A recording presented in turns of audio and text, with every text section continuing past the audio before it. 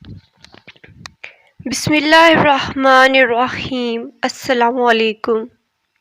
مضمون اردو، جماعت چہارم، سبق نمبر 3، مثالی معلم۔ سبق کا آغاز کرنے سے پہلے سوچیں اور بتائیں رحمت للعالمین سے کیا مراد ہے؟ جی ہاں، رحمت للعالمین سے مراد ہے تمام جہانوں کے لیے رحمت، اور آپ صلی اللہ علیہ وسلم کو رحمت للعالمین کہا جاتا ہے۔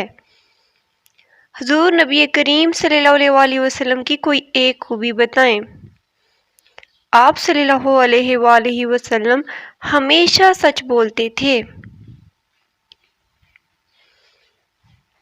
پیارے بچوں، کیا آپ جانتے ہیں جس شخص نے اسلام قبول کر کے بحیثیت مسلمان حضرت محمد رسول اللہ خاتم النبیین صلی اللہ علیہ وآلہ وسلم کو دیکھا ہو اور پھر وہ ایمان ہی کی حالت میں فوت ہوا ہو، اسے صحابی کہتے ہیں؟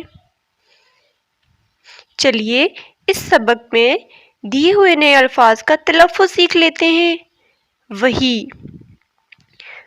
انبیاء کرام پر نازل ہونے والا اللہ کا کلام۔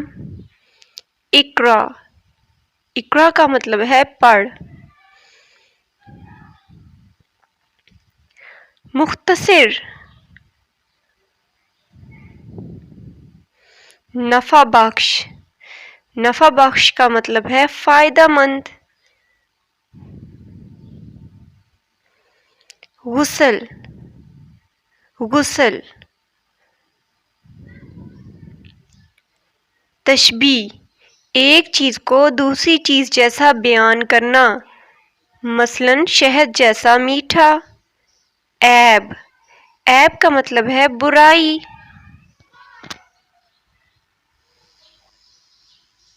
تو چلیے شروع کرتے ہیں آج کے سبق کی پڑھائی، اور سبق کا نام ہے مثالی معلم۔ کیا آپ کو پتہ ہے مثالی معلم کسے کہا جاتا ہے؟ جی بالکل، حضرت محمد صلی اللہ علیہ وآلہ وسلم کو مثالی معلم کہا جاتا ہے۔ الفاظ کا تلفظ آپ نے سیکھ لیا۔ اب ہم اس سبق کی پڑھائی کریں گے۔ سیدنا حضرت ابراہیم علیہ السلام نے بیت اللہ کی دیواریں اٹھاتے ہوئے دعا کی، اے رب، ان لوگوں میں خود انہی کی قوم میں سے ایک ایسا رسول بھیج دے جو انہیں تیری آیات سنائے، ان کو کتاب اور حکمت کی تعلیم دے۔ حضرت ابراہیم علیہ السلام کی یہ دعا قبول ہوئی اور انہی کی اولاد میں سے حضرت محمد صلی اللہ علیہ وآلہ وسلم آخری نبی بن کر آئے۔ آپ صلی اللہ علیہ وآلہ وصحبہ وسلم پر جو پہلی وحی نازل ہوئی، اس کا پہلا لفظ اقرا یعنی پڑھ تھا۔ اس کے بعد آپ صلی اللہ علیہ وآلہ وصحبہ وسلم تعلیم و تربیت کے ذریعے سے انسانوں کی زندگی میں ایسی تبدیلی لائے کہ تاریخ میں جس کی مثال نہیں ملتی۔ آپ صلی اللہ علیہ وآلہ وسلم نے ایک موقع پر فرمایا، مجھے معلم بنا کر بھیجا گیا۔ آپ صلی اللہ علیہ وآلہ وسلم کے تعلیم کے اصول آج بھی مؤثر ہیں۔ آپ صلی اللہ علیہ وآلہ وصحبہ وسلم کی تعلیم میں ایک خاص بات یہ تھی کہ آپ صلی اللہ علیہ وآلہ وسلم گفتگو نہایت صاف اور واضح ہوتی۔ آپ صلی اللہ علیہ وآلہ وسلم مختصر اور جامع بات کرتے، الفاظ کم مگر پر اثر ہوتے۔ مثلاً آپ صلی اللہ علیہ وآلہ وسلم نے فرمایا، بہترین علم وہ ہے جو نفع بخش ہو، فائدہ مند ہو۔ اوپر والا ہاتھ نیچے والے ہاتھ سے بہتر ہے، یعنی دینے والا ہاتھ لینے والے ہاتھ سے بہتر ہے۔ اللہ کی قسم وہ مومن نہیں جس کا پڑوسی اس کے شر سے محفوظ نہ ہو۔ آپ صلی اللہ علیہ وسلم کے لہجے میں محبت اور دل سوزی ہوتی۔ آپ صلی اللہ علیہ وسلم میٹھی باتیں کرتے جو دل پر اثر کرتی اور سننے والا عمل کے لیے تیار ہو جاتا۔ جی پیارے بچوں، پہلی وحی کا پہلا لفظ کیا تھا؟ اقرا، اور اقرا کا کیا مطلب ہے؟ پڑھ۔ آپ صلی اللہ علیہ وسلم کبھی ایسی بات نہیں کرتے تھے جس سے کسی کو تکلیف پہنچے اور اسے غصہ آئے۔ ایک دفعہ ایک صحابی کھانا کھا رہے تھے، کھانے کا انداز مناسب نہیں تھا، کبھی ہاتھ پلیٹ کے ایک حصے پر پڑتا، کبھی دوسرے حصے پر۔ آپ صلی اللہ علیہ وسلم نے یہ منظر دیکھا تو فرمایا، جب تم کھانا کھاؤ تو بسم اللہ پڑھ لیا کرو، دائیں ہاتھ سے کھاؤ اور اپنی طرف سے کھایا کرو۔ جی، آپ صلی اللہ علیہ وسلم نے صحابی کو کھانا کھانے کے کیا آداب بتائے؟ کھانا کھانے سے پہلے بسم اللہ پڑھ لیا کرو، دائیں ہاتھ سے کھاؤ اور کھانا اپنی والی طرف سے، پلیٹ میں جو اپنی والی سائیڈ ہے ادھر سے کھاؤ، ٹھیک ہے؟ حضرت محمد رسول اللہ خاتم النبیین صلی اللہ علیہ وآلہ وصحبہ وسلم سوال و جواب کے ذریعے سے بھی صحابہ کرام رضی اللہ عنہم کو دین کی تعلیم دیتے۔ ایک مرتبہ صحابہ رضی اللہ عنہم سے پوچھا کہ تم میں سے کسی کے گھر کے آگے نہر بہہ رہی ہو اور وہ روزانہ 5 مرتبہ اس میں غسل کرے تو کیا اس کے بدن پر میل باقی رہے گا؟ صحابہ کرام رضی اللہ تعالیٰ عنہ نے فرمایا کہ اے اللہ کے رسول، اس پر ذرا بھی میل باقی نہیں رہے گا۔ آپ صلی اللہ علیہ وسلم نے فرمایا کہ یہی حال 5 نمازوں کا ہے کہ اللہ ان کے ذریعے سے گناہوں کو مٹا دیتا ہے۔ نبی کریم صلی اللہ علیہ وسلم بعض اوقات اپنی بات کو اچھی طرح سمجھانے اور واضح کرنے کے لیے ہاتھوں کے اشارے سے مدد لیتے۔ اس طرح بات اچھی طرح ذہن نشین ہو جاتی ہے۔ اور ایک بار ایک صحابی رضی اللہ تعالیٰ عنہ نے آپ صلی اللہ علیہ وسلم سے پوچھا کہ میرے لیے کون سی چیز سب سے زیادہ خطرناک ہے؟ آپ صلی اللہ علیہ وسلم نے اپنی زبان کو پکڑ کر فرمایا، یہ زبان سب سے زیادہ خطرناک ہے۔ اس بات کا مطلب یہ ہے کہ گفتگو میں احتیاط سے کام لینا چاہیے۔ اگر ہم بری بات کریں گے تو اس سے ہمیں دنیا میں بھی نقصان پہنچے گا اور آخرت میں بھی ناکامی کا سامنا کرنا پڑے گا۔ نبی کریم صلی اللہ علیہ وسلم اکثر ایسی چیزوں سے تشبیہ دیتے تھے جن سے لوگ واقف ہوتے۔ ٹھیک ہے، ایک تشبیہ دینا، ایک چیز کو دوسری چیز سے جیسا قرار دینا۔ مثلا آپ صلی اللہ علیہ وسلم نے ایک موقع پر فرمایا، مومن مومن کا آئینہ ہے۔ اس بات کا مقصد غیبت سے منع کرنا تھا، کیونکہ آئینہ صرف اس وقت عیب ظاہر کرتا ہے، یعنی برائی ظاہر کرتا ہے، جب آدمی آئینے کے سامنے ہو۔ آئینہ کبھی ایک بندے کی خامیاں دوسرے لوگوں کو نہیں بتاتا۔ نبی کریم صلی اللہ علیہ وسلم موقع کے مطابق بات کرتے۔ آپ صلی اللہ علیہ وسلم جن باتوں کی تعلیم دوسروں کو دیتے تھے خود بھی انہی پر عمل کر کے دکھاتے۔ ایسا نہیں کہ صرف دوسروں کو ہی تعلیم دیں، اس لیے آپ صلی اللہ علیہ وسلم کو ایک مثالی معلم کہا گیا، اور آپ کی سیرت ہمارے لیے بہترین نمونہ ہے۔ جی پیارے بچوں، کیا سیکھا آپ نے اس سبق مثالی معلم سے؟ بالکل، اس سبق میں آپ نے سیکھا کہ ہمارے مثالی معلم حضرت محمد صلی اللہ علیہ وسلم تعلیم و تربیت دینے کے لیے جامع اور مختصر طریقہ اپناتے۔ نبی کریم صلی اللہ علیہ وسلم نرمی، شفقت اور محبت سے بات سمجھاتے۔ نبی کریم صلی اللہ علیہ وآلہ وسلم آسان مثالوں اور ہاتھوں کے اشاروں سے بات ذہن نشین کراتے۔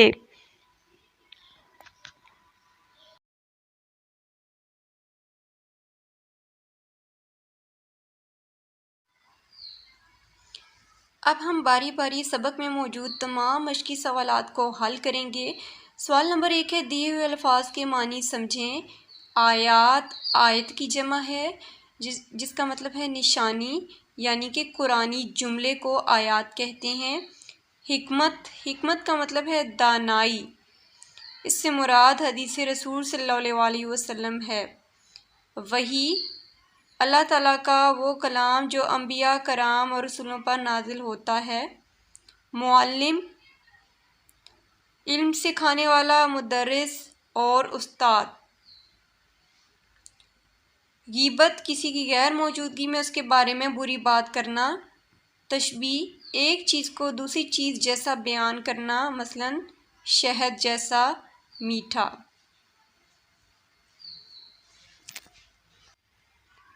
سوال نمبر 2، سبق کے مطابق دیے ہوئے الفاظ کی مدد سے خالی جگہ پر کریں۔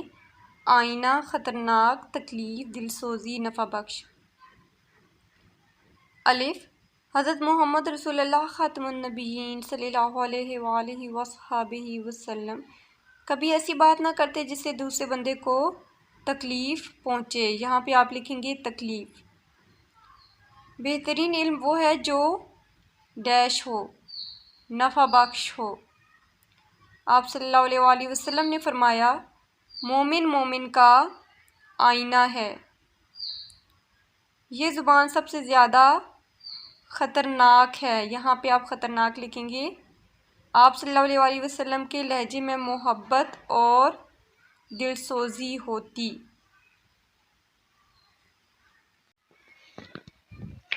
دیے گئے سوالوں کے جواب دیں۔ خانہ کعبہ کی دیواریں اٹھاتے ہوئے سیدنا حضرت ابراہیم علیہ السلام نے کیا دعا کی تھی؟ خانہ کعبہ کی دیواریں اٹھاتے ہوئے حضرت ابراہیم علیہ السلام نے دعا کی، یا رب ان لوگوں میں سے خود انہی کی قوم میں سے ایک ایسا رسول بھیج دے جو انہیں تیری آیات پڑھ کر سنائے اور انہیں حکمت کی تعلیم دے۔ حضور نبی کریم صلی اللہ علیہ وسلم کی گفتگو کی خاص بات کیا تھی؟ آپ صلی اللہ علیہ وسلم کی گفتگو نہایت صاف اور واضح ہوتی۔ آپ صلی اللہ علیہ وسلم مختصر اور جامع بات کرتے، الفاظ کم مگر پر اثر ہوتے۔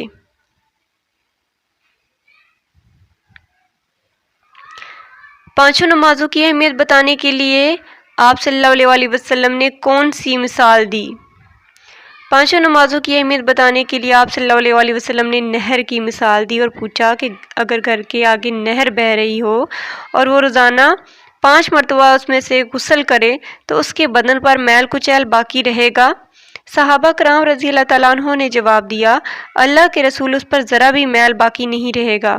آپ صلی اللہ علیہ وسلم نے فرمایا یہی حال 5 نمازوں کا ہے، اللہ ان کے ذریعے سے گناہ کو مٹا دیتا ہے۔ آپ صلی اللہ علیہ وسلم لوگوں کو سمجھانے کے لیے کون کون سے طریقے اختیار فرماتے؟ کوئی سے 3 لکھیں۔ آپ صلی اللہ علیہ وسلم محبت اور دل سوزی کا لہجہ اپناتے۔ آپ صلی اللہ علیہ وسلم بات سمجھانے اور واضح کرنے کے لیے ہاتھوں کے اشاروں سے مدد لیتے۔ آپ صلی اللہ علیہ وسلم لوگوں کو سمجھانے کے لیے اکثر ایسی چیزوں کی تشبیہ دیتے جن سے لوگ واقف ہوتے۔ سوال نمبر 8 ہے، حضرت محمد صلی اللہ علیہ وسلم کی سیرت مبارکہ کا کوئی واقعہ لکھیں۔ حضرت محمد رسول اللہ خاتم النبیین صلی اللہ علیہ وسلم اپنے غلام زید بن حارثہ رضی اللہ تعالیٰ عنہ کو ساتھ لے کر طائف گئے۔ وہاں کے سرداروں کو دین حق کی دعوت دی، مگر افسوس کہ ان میں سے ایک نے بھی اسے قبول نہ کیا۔ صرف یہی نہیں بلکہ بازار کے شریر لوگوں کو آپ صلی اللہ علیہ وسلم کے پیچھے لگا دیا۔ وہ راستے کے دونوں طرف کھڑے ہو گئے۔ جب آپ صلی اللہ علیہ وآلہ وسلم ادھر سے گزرنے لگے تو آپ صلی اللہ علیہ وسلم پر پتھر برسانے لگے، جس سے آپ لہو لہان ہو گئے۔ آخر آپ صلی اللہ علیہ وسلم ایک باغ میں آپ صلی اللہ علیہ وسلم نے پناہ لی۔ اس وقت آپ صلی اللہ علیہ وسلم کے پاس حضرت جبریل علیہ السلام حاضر ہوئے اور کہا، پہاڑوں کا فرشتہ بھی میرے ساتھ ہے، اگر آپ اجازت دیں تو اس شہر کو دونوں پہاڑوں کے درمیان پیس کر رکھ دیا جائے۔ آپ صلی اللہ علیہ وسلم نے فرمایا، مجھے امید ہے کہ ان کے آنے والی نسلوں میں ایسے لوگ پیدا ہوں گے جو صرف اللہ تعالیٰ کی بندگی کریں گے۔ پیارے بچوں، اب باری آتی ہے لفظوں کے کھیل کی، تو چلیے کھیل کھیلتے ہیں۔ سوال نمبر 5، مثال کے مطابق لفظوں کا کھیل کھیلیں اور نیا لفظ بنائیں۔ لفظ ہے بتاؤ۔ بتاؤ کے اوپر سے ایک نقطہ ہٹائیں تو کیا بنے گا؟ بناؤ۔ شیر۔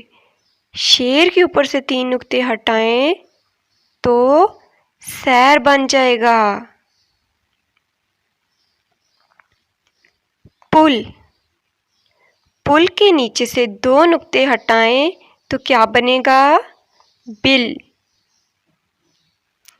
چوہے کا گھر۔ جال۔ جال کے نیچے سے ایک نقطہ جو ہے وہ بھی ہٹا دیں تو کیا بن جائے گا؟ ہال۔ ٹال، ٹال سے علامت توئیں ہٹا کر نیچے نقطہ لگا دیں گے تو کیا بن جائے گا؟ بال۔ دیکھا کتنے مزے کا کھیل تھا۔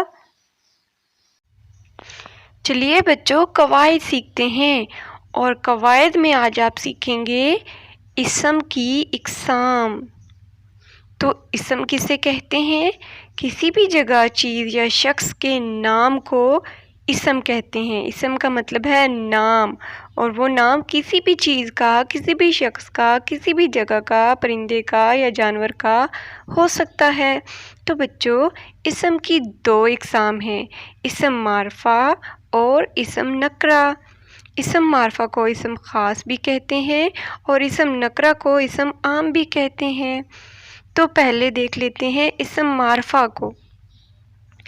اسم معرفہ کو اسم خاص بھی کہتے ہیں، ایسا اسم جو کسی خاص شخص یا چیز کا نام ہو اسے اسم معرفہ کہتے ہیں۔ معرفہ یعنی کہ خاص جگہ یا چیز یا شخص کے نام کو اسم معرفہ کہتے ہیں۔ مثال کے طور پر قائد اعظم۔ قائد اعظم ایک خاص شخصیت ہے، اس لیے قائد اعظم اسم معرفہ ہے۔ تاج محل، تاج محل بہت سارے تو نہیں ہے، ایک ہی تاج محل ہے، اس لیے تاج محل بھی اسم معرفہ ہے۔ مسجد اقصیٰ بھی اسم معرفہ ہے۔ پھر ابن مریم، غار حرا ایک ہی غار ہے اور کوئی غار نہیں ہے۔ پھر شہروں کے نام جیسے کراچی، لاہور وغیرہ وغیرہ، یہ سب اسم معرفہ کی مثالیں ہیں۔ اسم نکرہ وہ اسم جو کسی عام جگہ، شخص یا چیز کے لیے بولا جائے اسم نکرہ کہلاتا ہے۔ اس اسم کو اسم عام بھی کہتے ہیں۔ مثلاً اشخاص میں دیکھیں، لڑکا، لڑکے بہت سارے ہیں، کوئی بھی لڑکا ہو سکتا ہے، کسی بھی لڑکے کی بات ہو سکتی ہے۔ لڑکی، لڑکی بھی اسم نکرہ ہے۔ پھر گلوکار، گلوکار بھی بہت زیادہ ہیں، کسی بھی گلوکار کے بارے میں بات ہو سکتی ہے، یا پھر کسی کا بھی نام جیسے اسلم، انور وغیرہ وغیرہ۔ جانور، بلی، بلیاں بہت ساری ہیں، چوزے، مرغی، بطخ، چڑیا وغیرہ، یہ سارے اسم نکرہ ہیں۔ ٹھیک ہے۔ پھر چیز، جتنی بھی چیزیں ہیں، کتاب، کرسی، میز، پنکھا، گھڑی، ٹیلی فون وغیرہ وغیرہ، یہ سارے بھی اسم نکرہ میں شامل ہیں۔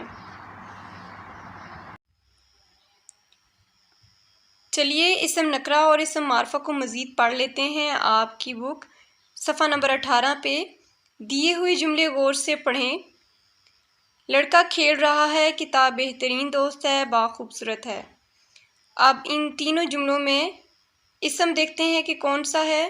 پہلے جملے میں لڑکا، دوسرے جملے میں کتاب اسم ہے، اور تیسرے میں باغ اسم ہے۔ ٹھیک ہے، اسم میں نے آپ کو بتایا تھا کسی بھی نام کو اسم کہتے ہیں۔ اب جو پہلے جملے میں لڑکا ہے یہ اسم ہے، اور لڑکا ہر لڑکے کے لیے استعمال ہو رہا ہے۔ بہت سارے دنیا میں لڑکے ہیں، تو سب کا ایک ہی نام ہے لڑکا۔ پھر کتاب، کتاب بھی ہر کتاب کے لیے استعمال ہو سکتا ہے۔ پھر اس کے بعد ہے باغ، باغ بھی ہر باغ کے لیے استعمال ہو سکتا ہے۔ ٹھیک ہے، اس لیے یہ اسم ہے، اسم عام بھی ان کو کہتے ہیں اور اسم نکرہ بھی ان کو کہتے ہیں۔ پھر اسم معرفہ کو دیکھ لیتے ہیں۔ دو جملے ہیں، روزانہ قرآن مجید کی تلاوت کرنی چاہیے، قائد اعظم کراچی میں پیدا ہوئے۔ اب پہلے جملے میں اسم کیا ہے؟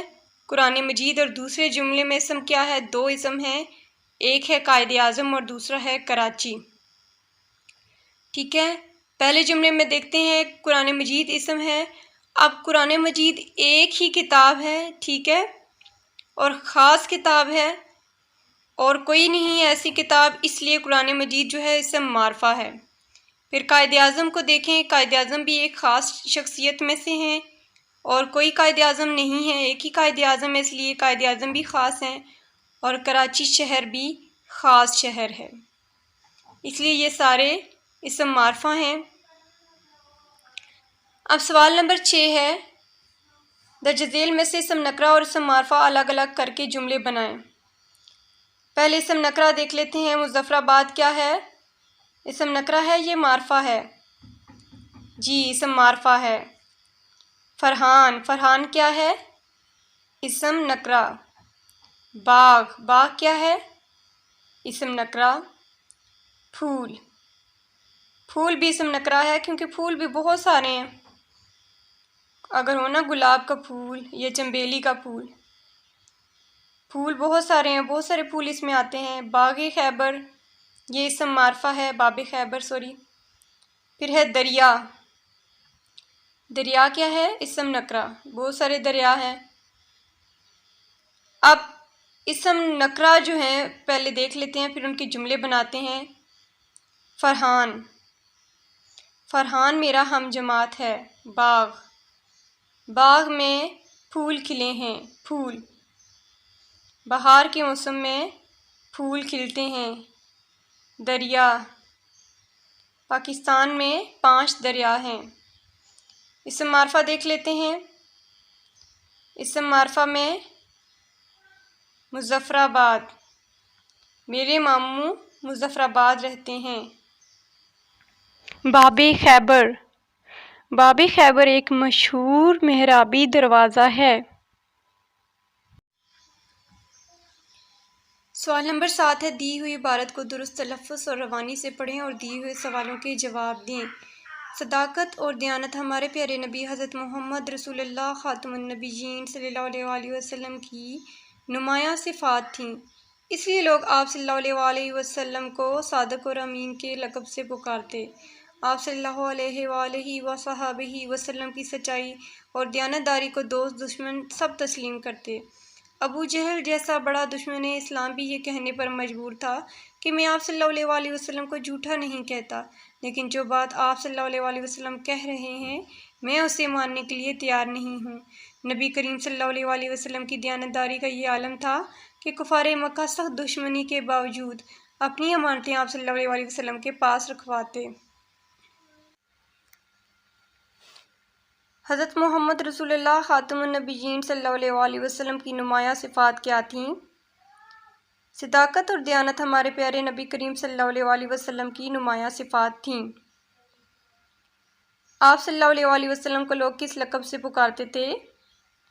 آپ صلی اللہ علیہ وآلہ وسلم کو لوگ صادق اور امین کے لقب سے پکارتے تھے۔ ابو جہل نے حضور اکرم صلی اللہ علیہ وسلم کے متعلق کیا کہا؟ ابو جہل نے حضور اکرم صلی اللہ علیہ وسلم کے متعلق کہا کہ آپ کبھی جھوٹ نہیں بول سکتے، آپ بالکل بھی جھوٹے نہیں ہیں، لیکن جو بات آپ کہہ رہے ہیں میں اسے ماننے کے لیے تیار نہیں۔ کفار مکہ اپنی امانتیں آپ صلی اللہ علیہ وسلم کے پاس کیوں رکھواتے تھے؟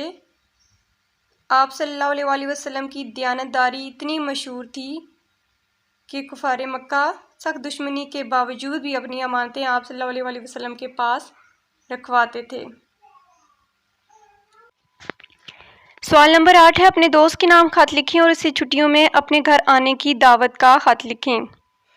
تو پیارے بچوں، خط لکھنے کے آداب اور دوست کے نام چھٹیوں میں اپنے گھر آنے کی دعوت کا خط کے لیے میں نے الگ سے ایک ویڈیو بنائی ہے، جس کا لنک میں نے اس ڈسکرپشن باکس میں دے دیا ہے، وہاں سے آپ چیک کر لیں۔ سوال نمبر 9، ان شخصیات کا حضرت محمد صلی اللہ علیہ وسلم کے ساتھ کیا رشتہ تھا؟ حضرت عبد المطلب آپ صلی اللہ علیہ وسلم کے دادا تھے۔ حضرت عبداللہ آپ صلی اللہ علیہ وآلہ وسلم کے والد تھے۔ حضرت آمنہ آپ صلی اللہ علیہ وآلہ وسلم کی والدہ تھیں۔ حضرت فاطمہ رضی اللہ تعالی عنہا آپ صلی اللہ علیہ وآلہ وسلم کی بیٹی تھیں۔ حضرت عائشہ رضی اللہ تعالی عنہا آپ صلی اللہ علیہ وآلہ وسلم کی زوجہ تھیں، اور حضرت عثمان رضی اللہ تعالیٰ عنہ آپ صلی اللہ علیہ وآلہ وسلم کے داماد تھے۔ آپ صلی اللہ علیہ وسلم کی 2 بیٹیاں حضرت عثمان رضی اللہ تعالیٰ عنہ کے نکاح میں رہیں۔ تو پیارے بچوں، یہ تھا آج کا سبق مثالی معلم جو آپ صلی اللہ علیہ وسلم کے بارے میں تھا۔ ویڈیو کو لائک کریں اور یکساں قومی نصاب کے مطابق ویڈیوز دیکھنے کے لیے اس چینل کو سبسکرائب کریں اور شیئر کریں۔